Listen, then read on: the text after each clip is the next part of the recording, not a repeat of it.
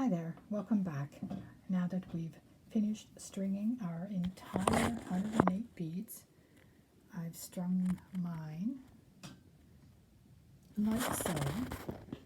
This will be the back of the neck over here, and this section in the front will be where the guru bead or the tassel is going to attach, like so. So this will be the part that will hang in the front. So now that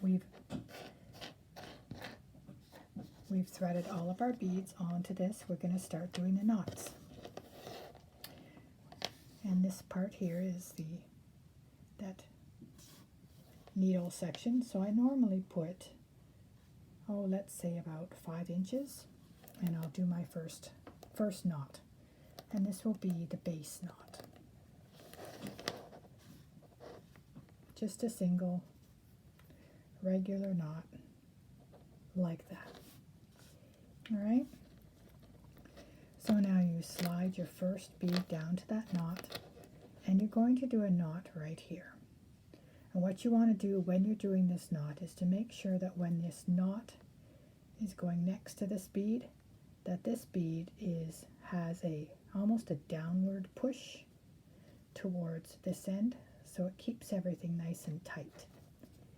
So I'll try to do this as best as I can, with the camera showing. It's kind of an awkward angle with my iPad. So I've got this little thing right here, just a single knot.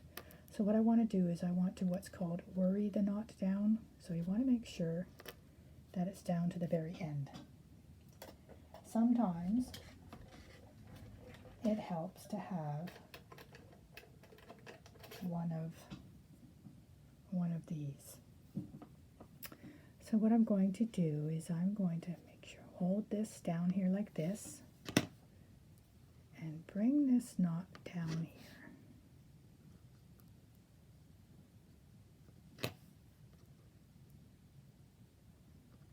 Gently bring it down, down, down, down, down, down. And then I'm going to push it in using this. So just a little push.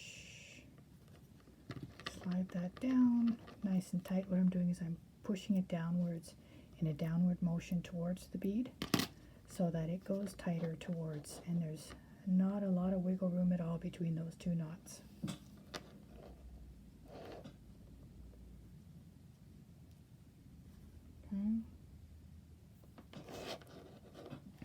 I'm going to move all of this over to the side, and I'm going to slide it further down according. So I'm just going to slide it further down so that I have more room.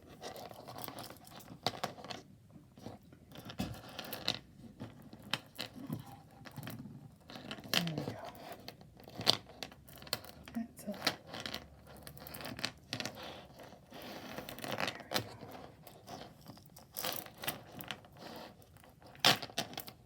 Pardon the noise. Okay, so now I've made a lot more room between the mass of strung beads and the one I just finished. So next thing we do is we slide that down to the next one. So it's adjacent to the knot on this side, and we're going to be putting another knot right here.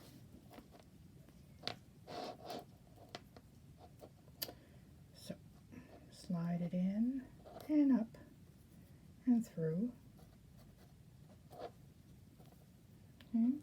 It's kind of hard to do with the camera, to tell you the truth. And what I've done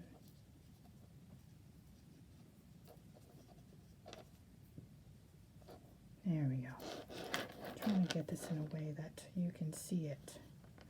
So you're taking this and you're sliding it all the way down.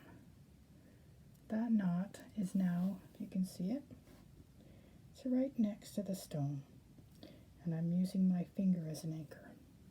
So holding that knot right next to the stone, you can get your finger out. And what you want to do is you want to hold this bead down and hold the very top of that knot. And if you do this, this is another way you can do it. You can slide that knot in. And again, I like to use these. It saves your fingers from pulling too tight on that nylon cord.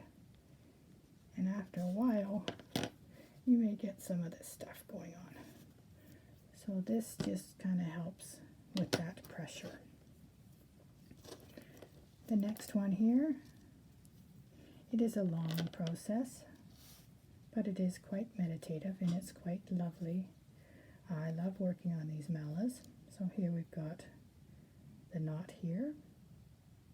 Slide that down there, and we're going to do a knot again on this side. So I will do a couple more of these.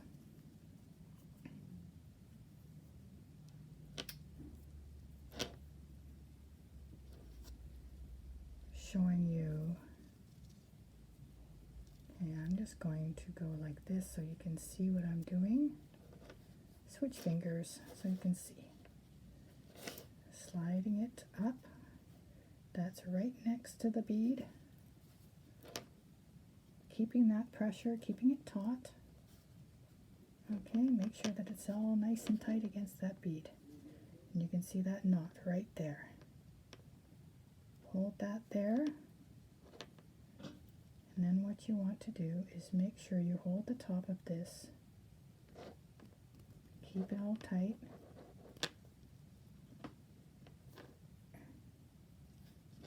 And there's the knot. To add a little extra oomph, you can put this in there and pull it tight. I'm going to move this all to this side. It seems to work better on this side. Okay, so the very next bead, pull it down, swing it around, bring it through that little loop. Okay. Slide this up.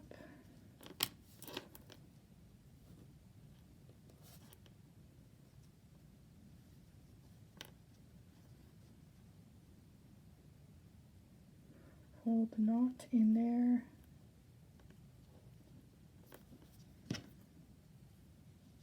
And there's 4 of them. Okay. So we'll do one more.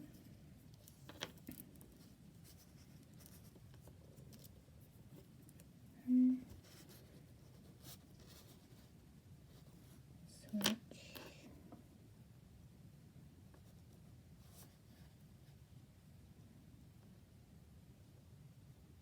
Holding it all down tightly, sliding that cord back so the knot closes like so, and then finishing it off with a little bit of a tightening. Alright, so that is 5. We're not going to do the whole 108 in this video, so what I'm going to do is I'm just going to do a couple more just to show you how it goes along. And this will take a little bit of patience, a little bit of time. It's I usually like doing these malas with some nice meditative music playing in the background, and when I have some time. Oops, there we go. Gotta make that little hole a little bigger so that I can get those beads through. Pull it through here, slide it here. I like this nylon macrame cord because it has a little bit of, not really slippery to it, but it has a little bit of slide to it, so it's easier to close those knots. But on the other hand, it's a bit of a double-edged sword because it is a little bit slipperier. Sometimes those knots may finish a little further away from the stone that you would like. This here I'm putting in is called a marker bead. So on top of my 108 beads, I have 4 marker beads in there just to end a section of the mala. This one here is a section of 7 beads, working on a Zen style mala, so it's 7. The next section will be 14 beads, then one of these markers, and then 66 beads that go around the neck, then back to the 24, or sorry, back to the 14 and then the 7. That makes 108. So let's tie this marker end in. Okay, and this here is actually a clear quartz cut into a diagonal square, which is really, really neat. I found that at one of my suppliers. And I thought, well, that's kind of cool. I like that. I can use those. And there you go. There's the knot on that side, the knot on the other end. And now I'm ready for the next section. Okay, so once that 108 beads are all, and the marker beads are all tied in, we can revisit again and learn how to finish off your mala by adding the guru bead and tassel. Thank you for joining me. We'll see you at the end of knotting these 108 and join me for the closing. Thank you. Bye-bye.